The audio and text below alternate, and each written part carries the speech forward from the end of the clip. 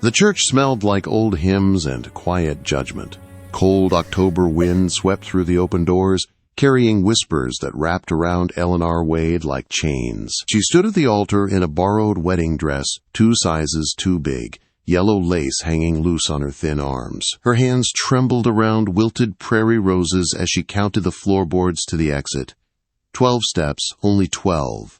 For one desperate moment, she wondered if she could run. But the pews were packed with every soul in Copper Ridge. Some came with pity. Most came with judgment. All watched her like a show they had paid to see.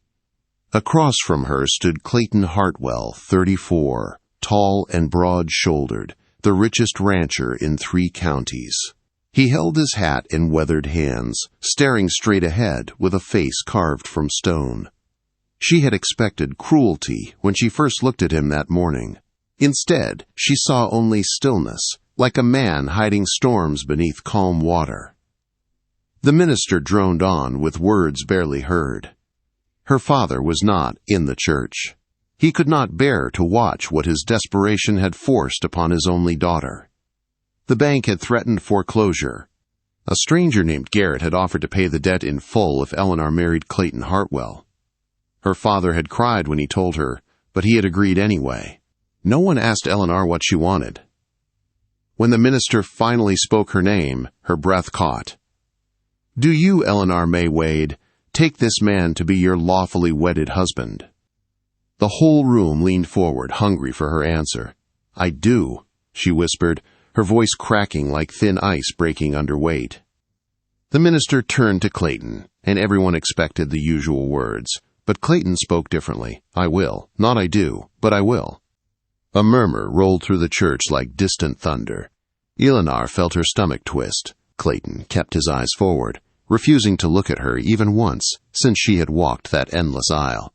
"By the power vested in me, I now pronounce you man and wife." The words fell heavy as the slam of a jail door. Clayton finally turned and offered his arm. She stared at it like it might burn her. This man was now her husband, a stranger who owned her future with a single signature. Her hand hovered in the air before she finally placed it on his sleeve. His grip was careful, not claiming, just steady. They walked down the aisle through a tunnel of staring eyes. Outside, the wind bit cold. Clayton helped her into the wagon with movements so quiet they felt like apologies. She flinched when his hand brushed her elbow. He noticed and stepped back at once. "Name's Clayton," he said softly as he gathered the reins. "Reckon you know that already." She nodded without speaking. "You all right, Miss Wade?" "It's Mrs. Hartwell now," she whispered, the name tasting bitter. Clayton did not answer right away. He clicked to the horses and started driving. "Only if you want it to be," he said at last. The town watched them leave as the wagon rolled toward the foothills where shadows grew long. At the end of the valley, the Hartwell Ranch rose against the fading light. A big timber house with stone foundations, wide porches, and windows catching the last gold of day. Smoke curled from the chimney, warm and promising, but Eleanor felt no warmth. Clayton helped her down with gentle hands, but she stepped away at once. "I'll show you inside," he said carefully. The front room held a stone fireplace, a handmade rug, and polished furniture. The house smelled of wood, smoke, and coffee. "Kitchen's through there," Clayton said. "Pantry's full. You need anything, Silas goes to town Wednesdays." Upstairs, he led her to a room with a 4-poster bed and a quilt sewn in blue and cream. A washstand waited beside a window looking toward distant mountains. On the inside of the door was a lock, solid brass, gleaming. "Use it if you need to," Clayton said. "I won't knock unless you ask me to. You understand?" "Yes," she managed. "I'll leave you to settle." He walked out and closed the door with a soft click. She locked it at once, then sat on the bed and stared at her shaking hands. Downstairs, Clayton ate alone at a table set with 2 plates. He wrapped warm biscuits in cloth and placed them outside her door without knocking. Morning came gray. Eleanor found the biscuits and ate them alone. They were honest food, warm enough to soften the edge of her fear. Downstairs she heard voices. "Town's talking, boss. Silas said carefully. Town can keep talking, Clayton answered firm and cold. They say you got yourself a pretty bargain. She's not a bargain, Clayton said, and something in his voice made Eleanor press her palm against the door. She's my wife. That evening, fresh bread waited in the kitchen, golden crust still crackling. 3 days passed like that. They moved around each other like ghosts, careful never to touch, never to speak more than needed. He never pushed, never asked, never claimed any right. On the 4th morning, something shifted. She walked downstairs and found Clayton at the kitchen table, ledger open, coffee steaming. He looked up, surprised. "Morning," he said. For the first time since the wedding, she sat across from him. Eleanor wrapped her hands around the warm cup he pushed toward her. The air between them felt fragile. "Why?" she finally asked. "Why did you agree to marry me?" Clayton set down his pen, and the house seemed to hold its breath. "A man named Garrett came to me 6 weeks ago," he said slowly. "He talked about a marriage contract. Said it would be good for both sides. Said you were 19, from a decent family that had fallen on hard times." Eleanor stared at the table. "You said yes?" she asked. "I said I would think on it," Clayton answered. "I am alone here. This house is too big for one man. I thought maybe it was time to have someone else in it, someone to share the quiet." She lifted her eyes. "You did not know I had no choice," her voice broke. Clayton's jaw tightened. "No," he said quietly. "I did not know that." The words fell heavy between them. She told him everything then. The drought that ruined their crops 3 years in a row. The bank that circled like a vulture. Her father's debt pressing the breath from their home. Garrett appearing like a devil in a clean coat, offering escape at a price she never agreed to pay. Her father crying as he spoke, but still agreeing. Clayton listened without interrupting, his face still, his hands folded. When she finished, he let out a slow breath. "I am sorry," he said. "I thought it was mutual. Practical. When I saw your face at the altar, I understood. Too late, but I understood." Eleanor studied him, searching for cruelty, for anger. She found neither. "So you married me anyway," she said. "I did," he replied. "And I meant what I said. I will. I will try every day to make this right. You are my wife, but that does not mean I own you." Something inside her loosened, just a little. Before she could speak, a knock sounded at the door. A boy stood outside and handed Clayton an envelope. "From the church," he said. Clayton read it, his jaw hardening. He tossed it straight into the fire. "What was that?" Eleanor asked. "An invitation," he said. "They want to throw a welcome reception for you on Sunday. Do we have to go?" she asked. "We are not going," Clayton said without hesitation. That night, Eleanor left her bedroom door cracked open for the first time. Not wide, just enough for lamplight to spill into the hall. Clayton paused when he saw it, but said nothing. The next morning, fresh bread waited on the table, warm and whole. 2 weeks passed like that. They found a rhythm without planning to. Clayton rose before dawn. Eleanor learned the sound of his boots. She learned to bake bread without burning it. She patched his favorite shirt where the seam had split. They spoke a little more each day, careful, honest words. One clear morning, Clayton asked if she wanted to learn to ride. Fear tightened her ribs, but she nodded. He brought out a chestnut mare with soft eyes named Clementine. He showed her how to hold the reins, how to sit, how to guide without forcing. His hands brushed hers only when needed, when the mare shifted beneath her, steady and warm. Eleanor laughed. It surprised them both. Clayton smiled, and the smile changed his whole face. On Wednesday, they rode into town for supplies. Copper Ridge watched from windows and doorways. Women whispered behind gloves. Men smirked. Clayton walked beside her like a wall. Inside the general store, Mrs. Hawkins weighed flour without meeting Eleanor's eyes. Outside, a drunk cowboy leaned against a post, grinning. "Well now," he said. "How's married life, Mrs. Hartwell?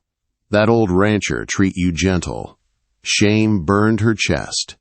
Before she could speak, Clayton stepped forward. his voice low and calm. "You got something to say, you say it to me." The grin faded. "Didn't mean nothing," the man muttered. "Then say nothing," Clayton replied. Back at the wagon, Eleanor stared at her hands. "I am sorry," she whispered. "For what?" Clayton asked. "For the gossip. For how they look at you now." "They can look all they want," he said. "What matters is, you are here. You are safe." She studied him, the set of his jaw, the way he held the reins steady. "Thank you," she said. That evening she found him in the yard planting bulbs. "What are those?" he asked. "Tulips," she said. "For spring. You think you will still be here come spring?" he asked. She looked up. "Yes, I think I will." Something quiet passed between them in the golden light. November came sharp and cold. One night, Eleanor woke and saw a lamp glowing on the porch. Clayton stood outside, holding a photograph. The next night, she went down and sat beside him. He showed it to her. A woman with kind eyes holding a baby. "Mary," he said, "my wife, and our son Jacob. Fever took them 5 years ago." "I am sorry," Eleanor whispered. "I am too," he said, "every day." He looked at her then. "Loving them does not mean I stop living. It does not mean I cannot care for someone else." The cold drove them inside. They sat near the fire, quiet and close. A week later, another invitation came, one Clayton could not burn. The church social. Every woman was expected to attend. Eleanor agreed, tired of hiding. Sunday morning came bright and cold. Clayton waited by the door. "You do not have to do this," he said. "I know," she answered. "But I need to." The church parlor smelled of tea and false smiles. Women gathered in tight circles. Every voice dropped when Eleanor entered. Mrs. Dalton stepped forward, her smile sharp. "So tell us," she said, "how does it feel to be bought like livestock?" Another woman laughed. "At least Hartwell paid well. Your father got a good price." Something broke inside Eleanor, clean and clear. She stood, her chair scraping loud.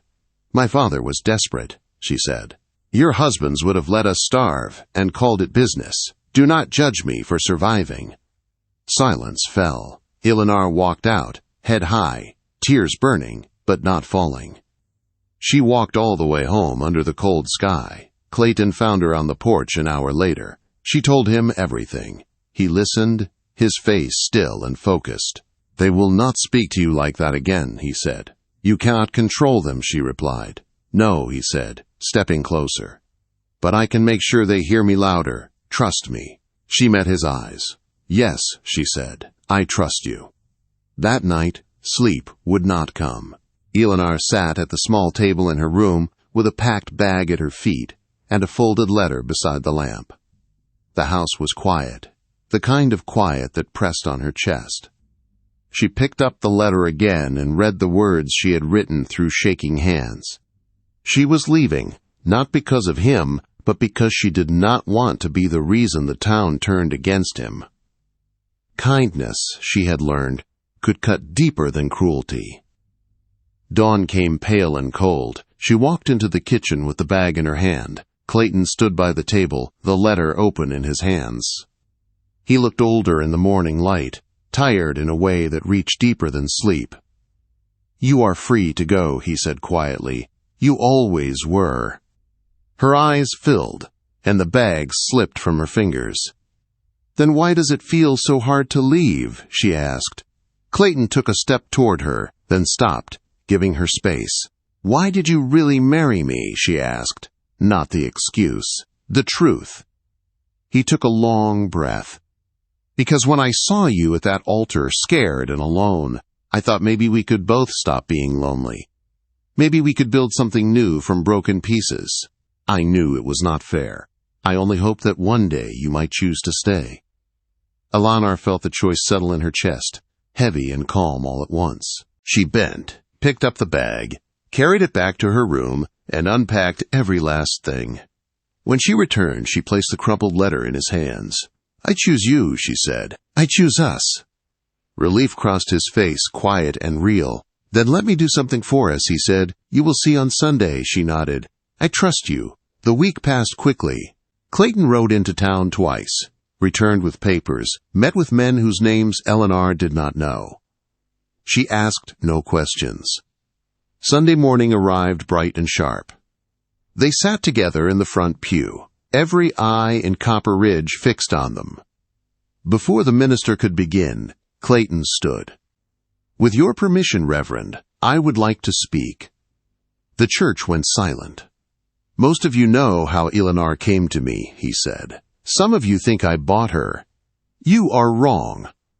He held up a paper. "What I paid was her father's debt. $800 to save their farm. What I gave Eleanor was a choice. Yesterday I signed over 200 acres of my ranch to her. Water rights, grazing rights, timber rights. The land is hers alone." Gasps filled the room. "She can leave any time she wants," Clayton continued. "She can sell it, work it, or burn the deed. She is not my property. She is my partner. I expect her to be treated with respect." He sat and took her hand in front of everyone. Eleanor stood, her knees trembling, her voice steady. "I stay because I want to," she said. "I was given dignity when I had none. I choose this man. Every day I choose him." Silence held. Then an old woman rose slowly. "I was wrong," she said. "About both of you." Others nodded. Some looked ashamed. It did not matter anymore. Outside, sunlight spilled over the steps. "You gave me land," Eleanor whispered. "I gave you freedom," Clayton replied. She kissed his cheek, and they walked home together. Spring came early. Tulips bloomed bright against the thawing earth. Eleanor planted apple trees that would take years to bear fruit. Clayton watched from the fence. "Those will take time," he said. She smiled. "Good. I am not going anywhere." They worked side by side, the fence still standing as a reminder that staying had been her choice. As evening fell, the porch light glowed warm. The door stood open. They stepped inside together, and in the house where fear once lived, love finally found a home.